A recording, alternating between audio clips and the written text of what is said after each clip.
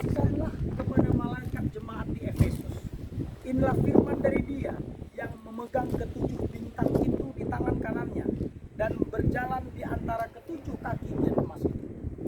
Aku tahu segala pekerjaanmu, baik jerih payahmu maupun ketekunanmu. Aku tahu bahwa engkau tidak dapat sabar terhadap orang-orang jahat, bahwa engkau telah mencobai mereka yang menyebut dirinya rasul, tetapi yang sebenarnya tidak demikian, bahwa engkau telah mendapati mereka pendusta, dan engkau tetap sabar dan menderita oleh karena namaku, dan engkau tidak mengenal lelah. Namun demikian, aku mencela engkau, karena engkau telah meninggalkan kasihmu yang semula. Sebab itu, ingatlah betapa dalamnya engkau telah jatuh. Bertobatlah dan lakukanlah lagi apa yang semula engkau lakukan. Jika tidak demikian, aku akan datang kepadamu dan aku akan mengambil kaki tianmu dari tempatnya, jikalau engkau tidak bertobat. Tetapi ini yang ada padamu, yaitu engkau membenci segala perbuatan pengikut-pengikut Nikolaus yang juga kubenci. Siapa bertelinga, hendaklah ia mendengarkan apa yang dikatakan Roh kepada jemaat-jemaat. Barang siapa menang, dia akan kuberi makan dari pohon kehidupan yang ada di taman Firdaus. Amin. Nah, dari jemaat di Efesus ini, pelajarannya itu adalah tanpa kasih mula-mula, semua jerih payah kita dan ketekunan kita menjadi sia-sia. Soalnya, tanpa kasih mula-mula, semua jerih payah kita dan ketekunan kita menjadi sia-sia. Nah, saya jelaskan sedikit, tadi sudah dijelaskan secara geografis, memang Efesus adalah kota yang sangat indah. Dan juga ada pelabuhan dulunya ya Pak ya, yang tadi di bawah tadi disebutkan tadi, tempat pembuangan kotoran di sana. Dan ini berpenduduk kira-kira memang kurang lebih 250 sampai 400 ribu jiwa zaman dulu. Jadi sangat besar sekali. Jadi terbesar di Asia dan merupakan pusat perdagangan yang sangat terkenal dan pusat administrasi Romawi di wilayah tersebut. Nah, kota Efesus mendapat gelar penjaga kuil, yaitu kuil Artemis yang tadi, yang apa tadi itu? Banyak ya, itunya. yang banyak tadi ininya. Payudaranya. Nah, payudaranya itu ya banyak titik-titiknya. Gitu ya. Nah, Sensor. ini karena kota ini yaitu kuil Artemis dan kuil-kuil pemujaan bagi para kaisar Romawi. Nah, dan secara organisasi selain di Antioquia, nah gereja di Efesus ini yang ada saat ini adalah gereja yang sangat sukses dan terkemuka, bahkan menjadi pusat pengabaran Injil di seluruh wilayah tersebut. Bahkan Rasul Yohanes juga tinggal di Efesus. Dia tinggal di Efesus, makanya muridnya persis di bawah muridnya Yohanes itulah kemarin kita pergi Polikarpus seperti itu. Nah, kalau kita baca di sini sebentar, keunggulan jemaat di Efesus, bayangkan dikatakan apa tadi? Jerih payah mereka, berarti artinya mereka ini pekerja keras. Ketekunanmu dikatakan, artinya keras hati dan sungguh-sungguh, tidak dapat sabar terhadap orang-orang jahat, berarti mereka tidak kompromi seperti gereja sebelumnya. Mencobai rasul-rasul palsu dan menemukan bahwa mereka adalah pendusta, berarti ini pemahaman Alkitabnya ini benar-benar apa? Dilaksanakan. Benar-benar bagus ya. Baru mereka tetap sabar dan rela menderita karena nama Tuhan. Jadi bukan karena kelalaian, kebodohan dan kesalahan mereka. Mereka juga Alkitab tadi kita baca tidak mengenal lelah. Artinya mereka pantang menyerah. Mereka tetap teguh kepada etika dan ajaran dengan tidak mengikuti perbuatan pengikut Nikolaus yang kemarin sudah saya jelaskan tentang kenajisan dan perzinahan. Nah, tetapi persoalannya jemaat di Efesus ini mereka telah meninggalkan kasih mula-mula. Nah, kasih mula-mula itu adalah saat kita pertama kali jatuh cinta kepada Tuhan Yesus Kristus, yaitu kasih yang tulus murni, bergairah dan ingin terus mengenal lebih dekat lagi dengan Tuhan. Nah, artinya apa? Kita mengasihi Tuhan bukan karena takut hukuman. Kita mengasihi Tuhan bukan karena ingin mendapatkan sesuatu.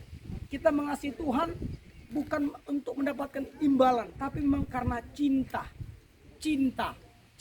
Dan ternyata jemaat di Efesus kehilangan cinta itu. Nah, Apa sih tanda-tanda seseorang ketika kehilangan cinta mula-mula?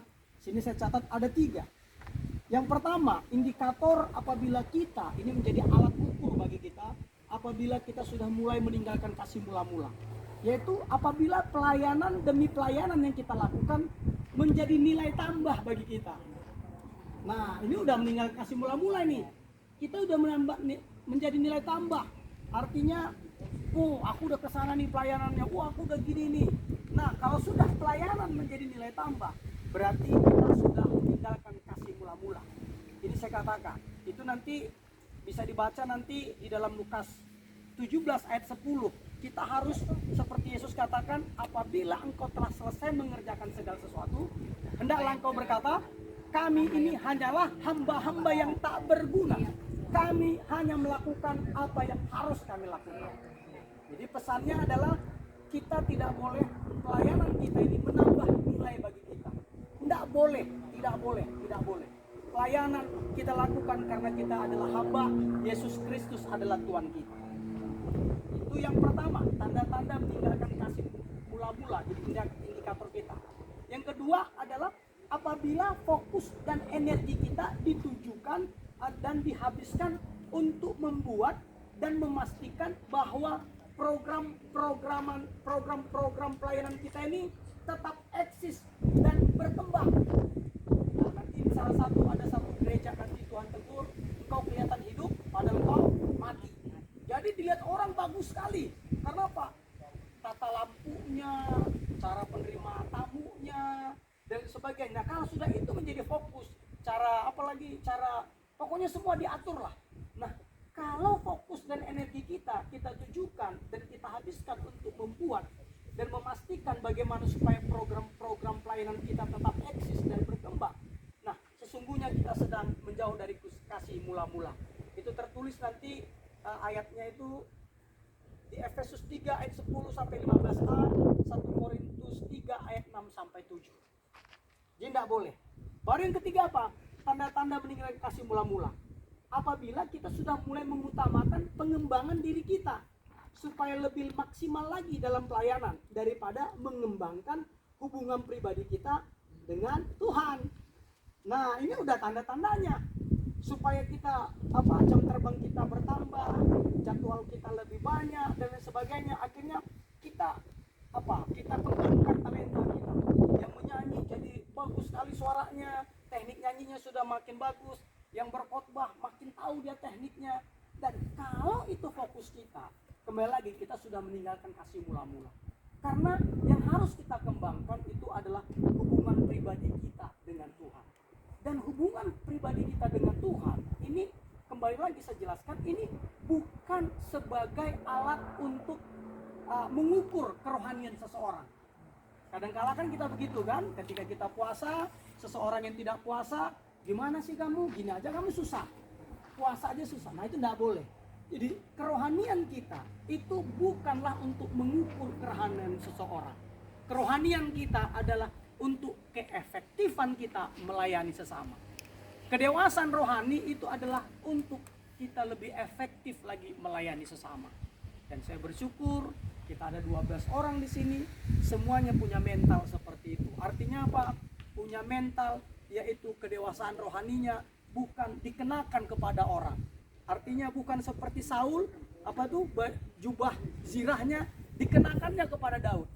Kita tidak boleh seperti itu. Contohnya kayak saya puasa 40 hari. Jadi walaupun kurus-kurus seperti itu puasa 40 hari kan begitu kan? Nah, saya tidak kenakan itu kepada istri, kepada pengerja, tidak saya suruh. Jadi hanya saya aja, walaupun betis saya akhirnya habis, istri saya menangis karena dilihatnya badan saya kurus kering. Saya jalan aja udah ndak simetris lagi tulangnya karena kurusnya luar biasa 40 hari. Tapi itu tidak boleh dikenakan kepada orang lain. Nah, jadi ayo kepada tim kita yang 12 orang, yuk kita mau kembali kepada kasih mula-mula. Kita tulus ikhlas lakukan. Tunggu.